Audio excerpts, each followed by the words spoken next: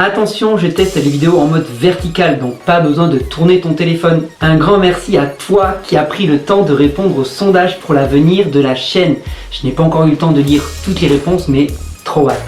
D'ailleurs, si tu ne l'as toujours pas fait, tu peux encore y répondre. Le lien est dans la description. Ma dernière vidéo sur l'inexistence de Dieu en réponse à l'hygiène mentale a suscité pas mal de commentaires, d'échanges intéressants. Je ne l'avais pas fait de manière explicite dans la vidéo, seulement dans la description. Et comme je sais que tout le monde ne va pas voir ce qui s'y passe, je tenais donc à remercier l'équipe du site internet Science et Foi, qui ont également une chaîne YouTube au passage. Merci pour tout le travail que vous faites. Je me suis pas mal servi de leur travail pour ma dernière vidéo, notamment pour l'interprétation de la Genèse. Merci aussi à Alexis Masson pour sa chaîne Dieu de la Philo, qui m'a bien aidé et que je vous recommande fortement. Je te mets les liens dans la description, n'oublie pas d'y jeter un œil. N'étant pas un expert ni en sciences ni en philo, je consulte régulièrement ces différentes ressources pour affiner ma compréhension sur des sujets que je maîtrise mal. Et justement, en parlant de mal, bien la transition, merci, c'est un des arguments qui revient régulièrement contre l'existence de Dieu et auquel je voudrais répondre aujourd'hui. Là encore, pour approfondir le sujet, je te recommande le site Science et Foi et la chaîne Dieu de la Philo, dont je me suis inspiré pour faire cette vidéo. Voici un résumé des arguments les plus utilisés contre l'existence de Dieu en rapport avec le mal. Si Dieu existe, pourquoi les guerres? Pourquoi la violence, les meurtres, les viols?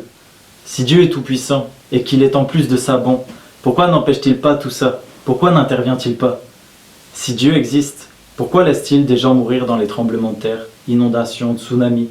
Et si Dieu aime les hommes, pourquoi certains enfants naissent handicapés, malades ou déformés? Si Dieu existe et qu'il est tout-puissant, s'il n'intervient pas contre le mal, alors il n'est pas un Dieu bon, mais un Dieu sadique, qui aime voir l'homme souffrir. Si Dieu existe et qu'il ne peut pas empêcher le mal, alors il n'est pas tout-puissant.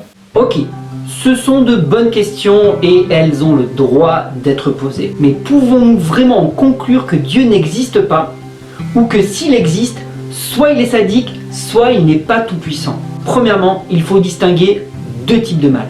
Le mal naturel et le mal moral. Le mal naturel peut être défini par tout ce qui est accidentel, non intentionnel, comme une catastrophe naturelle, une maladie grave, un handicap, une malformation. Le mal moral, quant à lui, comprend tout ce qui est lié à une intention active de faire le mal, comme une agression, un meurtre, un viol, etc. J'aimerais dire, avant d'aller plus loin, que c'est un sujet délicat et que je ne voudrais pas paraître arrogant ou insensible face à la douleur en essayant d'y répondre. Mon intention n'est pas de minimiser la souffrance de ceux qui subissent un quelconque mal, que ce soit au travers d'une maladie, d'un handicap, ou suite à une agression, une catastrophe, car oui, la souffrance est bien réelle. Et à la souffrance s'ajoute le plus souvent le sentiment d'injustice qui vient exacerber la douleur. Mon intention est plutôt de voir si l'existence du mal, naturel et moral, est compatible avec l'existence d'un Dieu tout-puissant, d'un Dieu bon, d'un Dieu d'amour. Et la base se trouve justement ici, l'amour. Bien la transition, merci.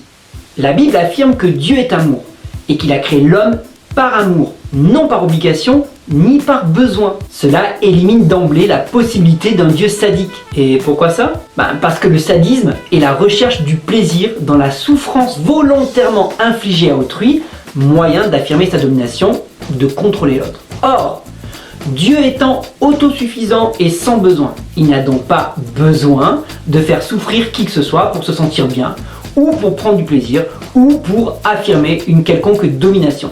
Il ne peut donc pas être sadique. Vu comme ça, en revanche, une notion qui découle de l'amour, c'est la liberté. Le véritable amour est celui qui laisse la liberté de choisir, ce qu'on appelle aussi le libre arbitre. Et dès le départ, Dieu ayant créé l'homme par amour, il a donc aussi créé libre. Libre de choisir ce qui était bon ou mauvais, libre de lui obéir ou pas, libre de faire le bien ou le mal. Sans la possibilité de choisir de faire le mal, il n'y aurait pas de liberté. Le mal moral est donc la conséquence de la liberté que Dieu a donnée à l'être humain. Dieu a tout le pouvoir pour empêcher le mal moral. Mais s'il le faisait, cela voudrait dire que nous ne serions plus libres, ce qui est incompatible avec l'amour que Dieu a pour nous.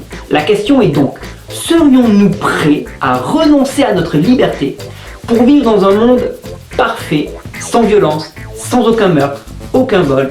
Dans un tel monde, qui n'aurait rien à voir avec notre monde actuel passage, dans lequel tu n'existerais probablement pas non plus, on finirait certainement par accuser Dieu d'être un dictateur. Ah ben non, on ne pourrait pas, puisqu'on ne serait pas libre. On ne peut pas à la fois vouloir être libre et en même temps blâmer Dieu de ne pas intervenir contre le mal moral. Donc, le mal moral ne peut être un argument contre l'existence de Dieu, ou pour supposer son impuissance, ou encore son sadisme. Dieu est tout-puissant, Dieu est bon, et Dieu est amour. Nous sommes le fruit de son amour, un amour fou, un amour qui nous laisse libres. L'enjeu est de savoir qu'allons-nous faire de cette liberté. Ok pour le mal moral, mais qu'en est-il du mal naturel? Si Dieu est bon, qu'il est amour et tout-puissant, pourquoi n'empêche-t-il pas les catastrophes naturelles? Pourquoi n'empêche-t-il pas des enfants de naître handicapés ou avec des maladies graves? Pourquoi le cancer, les maladies dégénératives? Cela ne remettrait pas en cause notre liberté de choisir, puisque ce sont des maux que nous subissons. Wow, doucement, une chose à la fois, et puis il va falloir attendre. J'y répondrai dans la prochaine vidéo. Alors pour ne pas la rater, abonne-toi et clique sur la cloche. Bien évidemment, tu es libre de le faire, ou pas. Si tu as des questions ou des remarques, les commentaires sont là pour ça. Et dis-moi si tu as aimé le mode vertical.